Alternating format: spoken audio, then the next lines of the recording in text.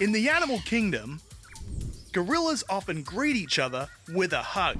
Certain species of penguins propose to their partner with a pebble. Female lions do all the hunting for their family. Orcas live with their parents their whole lives. While every family is different and every family is unique, the truth is, they're still our fam. What's up, middle schoolers, and welcome to another Tank Talk. Hey, today we're continuing our series on family, and today we're talking about how your family doesn't have to be perfect for God to use it. So what's your favorite fictional TV family? When I was growing up, I wanted to be a member of one of those seemingly perfect TV families. For me, I really wanted to be part of the Tanner family from Full House. This was the kind of family that always sat down for dinner together and always helped each other out in tough situations, always supported each other, and always stayed together no matter what. Of course, part of the reason I love the Tanners is because I loved the show they were on, but I also loved watching their pretend lives because at times it was a lot better than real life. In real life, my fam could be a lot more like a messy reality TV show than a picture perfect TV show. When I was growing up, my parents split when I was like 4, and then my dad remarried when I was 8, my mom remarried when I was 9, and all of a sudden I had 3 more siblings. And then my mom had another kid when I was 10. I spent most of my time with my mom and the circus of full step and half siblings in that house, and a few weekends a month at my dad's with just one of my brothers. And don't get me wrong, I have mad respect for my parents for making the best of a broken situation. And there was a lot of love in both houses.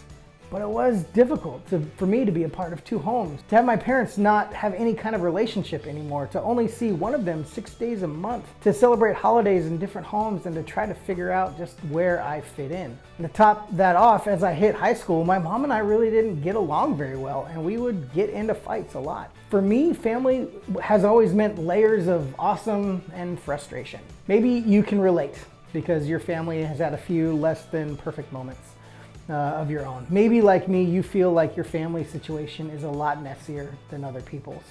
But can I let you in on a secret? We all feel this way at some point. You aren't alone. This is true for every single one of our families, because no fam is a perfect fam. Maybe there's a lot of tension in your home. Some families slam doors, argue a lot, or yell. Some families have a lot going on but never actually talk about it. You just sense it. You feel the stress in your room when your family talks about money or vacation or holidays or step siblings or any number of things. And that tension makes your house a stressful place to live.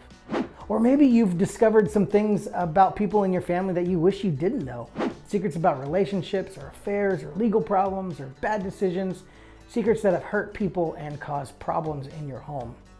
Or maybe for you, the problem in your family comes from something really serious, something like abuse or neglect or addiction or abandonment. You may feel really alone in those situations. And if you are, I want to encourage you today just to speak up to someone and talk about that, to open up to an adult in your small group or a small group leader, and we can help you navigate that in a healthy way. Or maybe your family is facing other big problems, like you're dealing with things like divorce and remarriage, a parent who left and never came back, siblings who are always in trouble. Maybe it's even something like illness or death. Things like that can certainly leave your family feeling way less than perfect. And honestly, no matter what it is that you're dealing with at home, I think that's true for all of us in some way or another, that no family is a perfect family. What's difficult about this is that sometimes we think that nothing good can ever come from an imperfect family, that God couldn't use a family like that God couldn't use us as if we come from a family like that. But as we'll see today, that couldn't be further from the truth. Here's the thing about the Bible. Some of the people in it are kind of messed up. Their lives weren't perfect, and a lot of their families weren't either. In fact, there's one family in the Bible whose story I love. Not only was their family totally dysfunctional, but God still did big things through them. And I think the same can be true for us. The story starts with a man named Abraham. God promised Abraham a lot of descendants, and he promised to use that family in a big way. That's pretty cool, right? Abraham had a son named Isaac who had 2 sons, twins, named Jacob and Esau. Even though they were twins, the 2 guys were very different from each other. They looked different, they acted different, they had different interests, and all these differences caused a lot of drama between the 2 boys. Now here's where it gets crazy. Even though Jacob and Esau were twins, Esau was born first. Being the firstborn was a big deal. For one, being the firstborn meant that Esau got the birthright. He would be in charge of the family wealth and property when their father Isaac died. And second, being the firstborn meant Esau got the blessing. He'd receive the family's future wealth and prosperity. Now, since this family came from Abraham, Esau's blessing also included all the promises that God had made to Abraham. Promises to make their name great, to do big things with their family, and to bless all people through this one family. As you can imagine, Jacob, the younger twin, didn't love this situation because as the second-born, he wasn't going to get the birthright or the blessing. Now, their mother, Rebekah, favored Jacob over Esau. So together, Jacob and his mom came up with a plan. First, Jacob convinced Esau to promise the birthright to him. And honestly, it didn't take much convincing. Esau was starving, so Jacob offered him some food in exchange for his birthright. Doesn't seem like an even trade to me, but maybe he was just super hungry. Haven't we all made stupid, crazy decisions at some point when we're hungry? Now, with the birthright now his, all Jacob needed to do was trick his father Isaac into giving the blessing to him instead of his brother Esau. Now, because Isaac was older and toward the end of his life, his eyesight wasn't great. When it came time to give Esau the family blessing, Jacob's mom helped disguise Jacob as his brother Esau so that Isaac would give him Esau's blessing. And here's the crazy thing, it worked. Isaac gave Jacob the blessing that he promised to Esau. Of course, when Esau came in a few moments later, he had no idea what his brother Jacob had done. When their father Isaac realized what had happened, look at how it played out. When Esau heard his father's words, he burst out with a loud and bitter cry and said to his father, "Bless me too, my father." But he said, "Your brother came deceitfully and took your blessing." Esau said, "Isn't he rightly named Jacob? This is the second time he's taken advantage of me. He took my birthright, and now he's taken my blessing." Then he asked, "Haven't you reserved any blessing for me?" Isaac answered, "I have made him lord over you and have made all his relatives his servants, and I have sustained him with grain and new wine. So what can I possibly do for you, my son?" Esau said to his father, "Do you have only one blessing, my father? Bless me too, my father." And then Esau wept aloud. Trust me, it only got worse from there. After some heated conversations, we find out that Esau planned to kill his younger brother Jacob. Their mother sent Jacob away to protect him, breaking up their family completely. So what's the point of this insane story? Well, it's just that this story didn't stop there.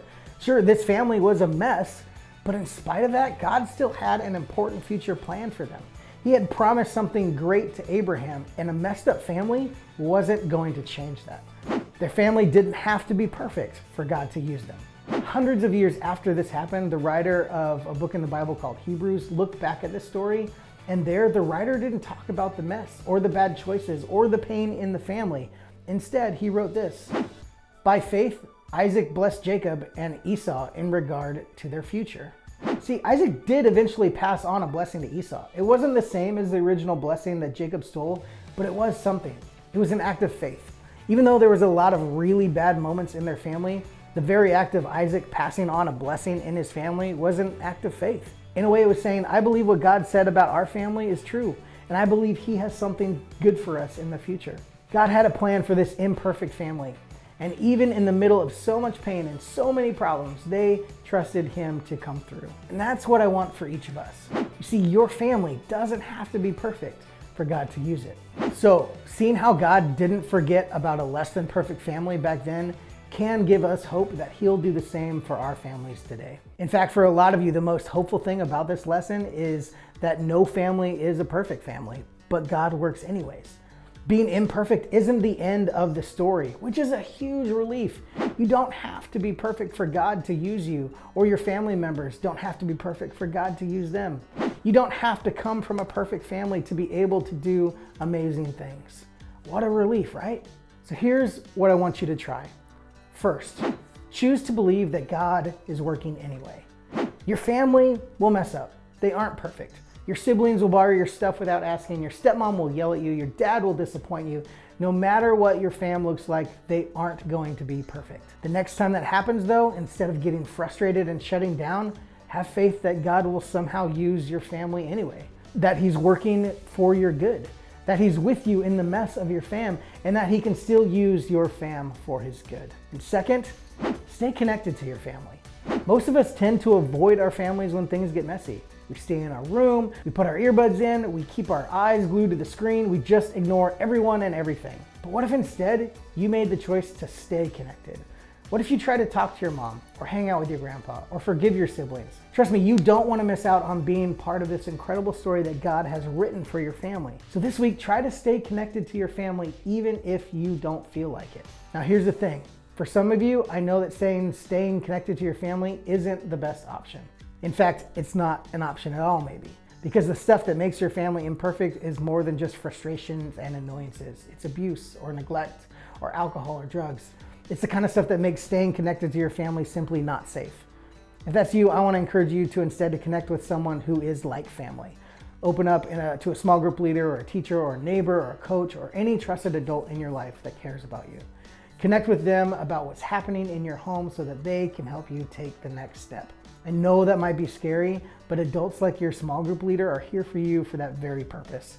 Remember, your family doesn't have to be perfect for God to use it. God uses imperfect people and imperfect families for his good. I believe that's true in my family, and I definitely believe it can be true in your family too.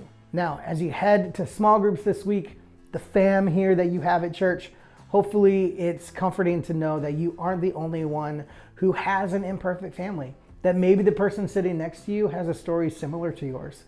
It's normal to feel like you're the only one going through something, but what's great about your small group is that you can connect with someone who knows how you feel. And in the process of doing that, you get a chance to learn about all the things that God is doing in your lives. So as you head to your group this week, I want you to think about this question. What's one great thing you hope God will do for your family? Thanks for joining us. We'll see you next week.